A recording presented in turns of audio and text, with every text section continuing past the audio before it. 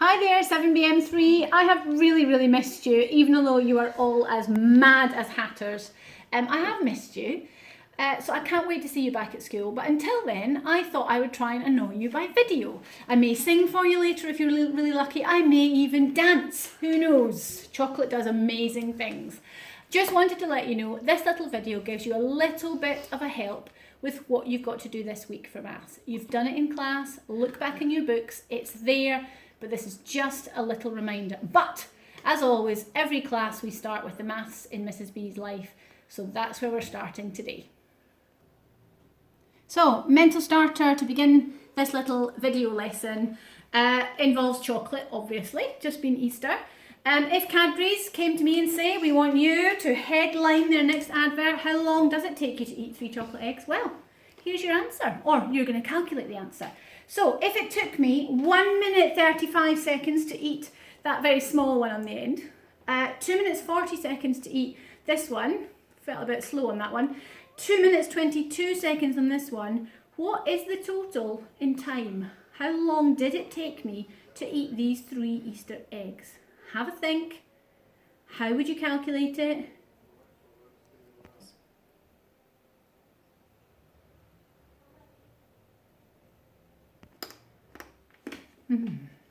I hope you're jotting down your working. Are you nearly done? This is actually egg number 4. That is good. Are we ready? Did you do this the same way as I did?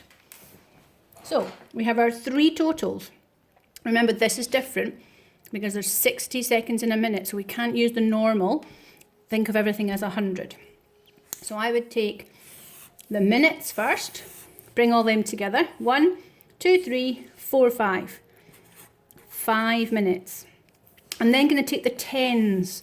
30 seconds, 40 seconds, 20 seconds. 30 plus 40 is 70, plus 20 is 90 seconds. I'm recording my units just in case I get confused. Then I'm going to take the units. There's none here. 2 here, 5 plus 2 is going to be 7 seconds. If I then join them together, I get 97 seconds. But that's not my answer. 5 minutes and 97 seconds, that's not a fabulous answer. So let's see if I can get a minute or how many minutes are in here.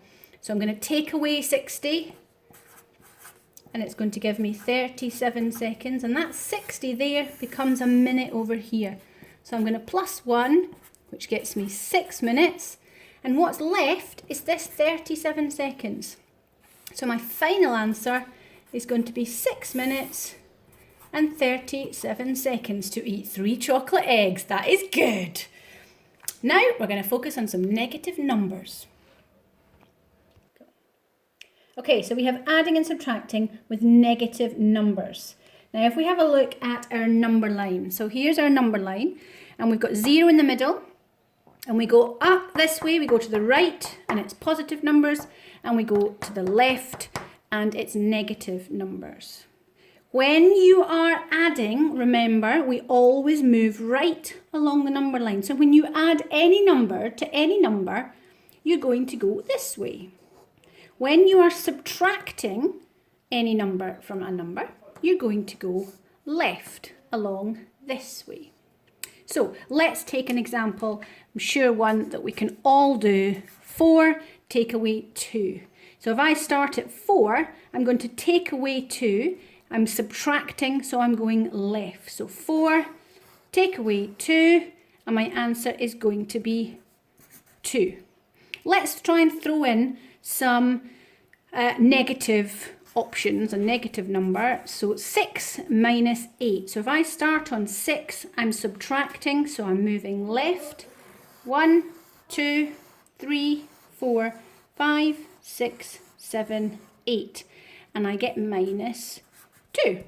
So we can keep doing this. What if I start on a negative number? So what if I start on minus 2 and I then subtract 2? What if I start with negative 2 and I want to subtract 2? Well, it's the same thing. So here I am on negative 2. I'm subtracting, so I'm going left along the number line. So I'm starting on negative 2 and I'm subtracting 2 and I get negative 4. What about if I'm adding? If I start on negative 2 and I add, let's add 4. What do I get? Well, I start on negative 2. This time I'm adding 4, so I'm moving right along the number line. So I'm going 1, 2, 3, 4, and I get to 2. Let's try one. You try this on your own. What about on this number line? Let's start with negative 6 plus 7. What will you do? Have a think. I'm thinking about what I would do. Right, let's see if you're going to do the same as me. So I'm starting on negative 6. I'm adding, so I'm moving right on my number line. So I'm starting on negative 6. 1, 2, 3, 4, 5, 6, 7. And my answer is going to be 1. You can do this, people. You've got this. Have a look at your notes. Good luck. So we're still with negative numbers, but now we're looking at multiplying and dividing using negative numbers. So what do we have to remember? Now, we did this in lessons. Do you remember? So when we are either multiplying two numbers or dividing them, and they are both positive, the answer is going to be positive. If we have two negative numbers, then the answer is also going to be positive, because a negative times a negative, or a negative divided by a negative, is a positive. If we have a positive and a negative number that we either multiply together or divide together, we end up with a negative. So they don't match. Think of the game Snap. These snap, positive. These are the same, positive. Oh, not the same, that's negative. That's not so good. Here we've got a negative and a positive. What's that going to be then? That's also going to be a negative. So these are our rules. We must stick by these rules when we're doing these calculations. So let's have a look at some of them. Let's try, what about 6 times 2? Now in maths, there are some things we don't write. We could have a little miniature positive sign. That's a plus 6 and a plus 2, but we don't write that in maths. 6 times 2, it's 2 positives. The answer is going to be positive. We know this. It's going to be 12. Now, what if we had negative 6 times 2? What's going to happen then? Now, my advice to you is forget the sign, forget the negative, just focus on the numbers because you know them. This is your times tables, the tasks and challenge that I set you before the holiday. 6 times 2 is 12, but we have a negative sign. We have a negative. We have, this is a positive. It's a little imaginary positive sign in here. So we have a negative times a positive. This is now going to be a negative. What happens if we have negative 6 times negative 2? Well, let's forget the signs. Let's forget this sign, forget this sign. We've got 6 times 2. We know that now. Easy peasy, it's 12. But we can't forget our signs. We have a negative times a negative. What happens? Negative times a negative is a positive.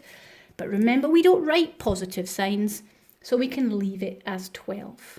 And then we've got 6 times negative 2. Now, you could have this in brackets, but it's also fine without brackets. Again, we've got, let's focus on the numbers. 6 times 2, we know that's 12. We have a negative. We have a positive times a negative. The answer is going to be negative. So let's try another one. Let's try one you can see if you can work.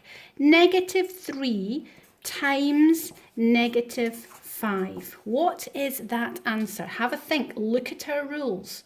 We've got a negative, a negative. Let's ignore those signs just now. Do your calculation first. 3 times 5, I know is 15. But do I have to factor in anything about our signs? Well, we've got a negative times a negative, so it's going to be a positive. So that's my final answer. Now we could extend this to division. Same thing. Negative 10 divided by 2 equals. Well, let's forget our signs again. What's 10 divided by 2? I know that's 5. But we've got a negative sign at the front. So we've got a negative and a positive. So the answer is going to be -5.